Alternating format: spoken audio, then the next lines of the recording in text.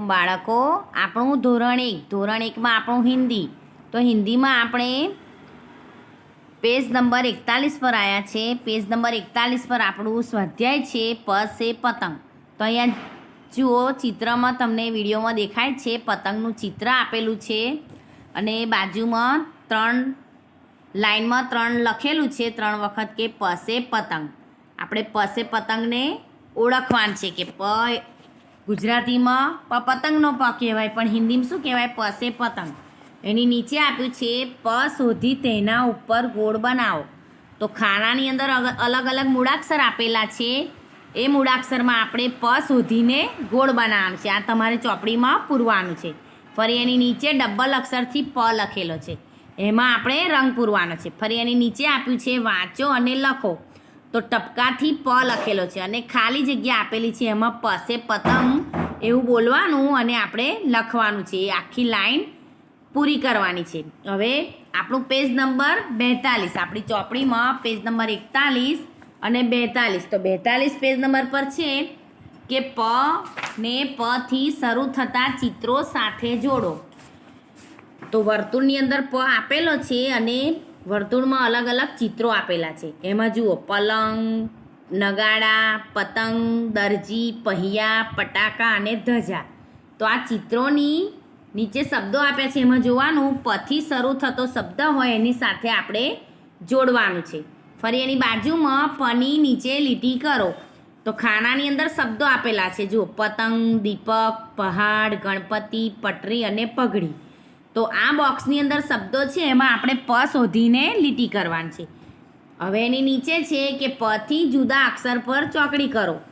તો આ ખાનાની અંદર જુદા જુદા મૂળાક્ષર આપેલા છે, એમાં પ થી જુદા અક્ષર પર ચોકડી કરવાની છે. બરાબર? આ આપણે આગળ શીખેલા છે એ જ પ્રમાણે આપેલું છે. ફરી એની નીચે છે વાંચો અને લખો. તો આપણને 4 ચિત્રો આપેલા છે, જો, पहिયા, પગડી, પલંગ અને પટાકા. આની નીચે લાઈનમાં पहिયાની નીચે પ ટપકાથી લખ્યો છે, એને આપણે ઘૂંટવાનો છે. આ પ્રમાણે લખવાનું છે. ફરી એની નીચે છે પ શોધી તેના ઉપર ગોળ બનાવો. તો આપણે બોક્સની અંદર શબ્દો આલેલા છે 4, જુઓ, પટરી, પવન, કપડાં અને પક્ષી. તો એ બોક્સમાં શબ્દ આપ્યા છે, એમાં પ શોધીને ગોળ કરવાનું છે. હવે આપણે પેજ નંબર જુઓ 40, પેજ નંબર 41 અને 42. તો પેજ નંબર 41 પર આપણે આપણું જે આપેલું છે બોક્સની ઉપર સૂચના, એ સૂચના આપણે પહેલાં ચોપડીમાં આપણે પૂરવાનું છે. આ પેજ નંબર 41 અને 42 ચોપડીમાં પૂર્યા પછી આ સૂચના આપેલી છે એ પ્રમાણે નોટમાં લખવાનું છે. અને ફરી પેજ નંબર 42. તો 42 પર આપણને ગોળ વર્તુળની અંદર જે પ સે પતંગ લખીને શબ્દો લખીને જે ચિત્રો આપેલા છે એ પ્રમાણે આપણે ચિત્રો નહીં દોરવાના, શબ્દો લખીને આપણે જોડકા પૂરવાના છે. એ પ્રમાણે ચોપડીમાંથી જોઈને નોટમાં લખવાનું છે. ફરી એની બાજુમાં પની નીચે લીટી કરો, પથી જુદા અક્ષર પર ચોકડી કરો. આ પ્રમાણે ચોપડીમાં પહેલાં પૂરી લેવાનું.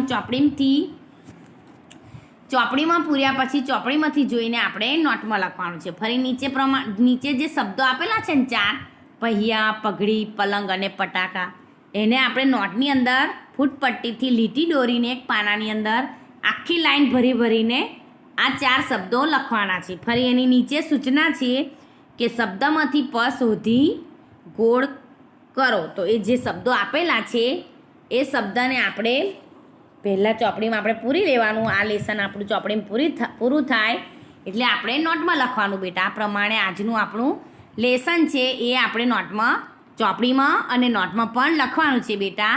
ચલો ફરી બીજું શીખીશું. અસ્સલામ.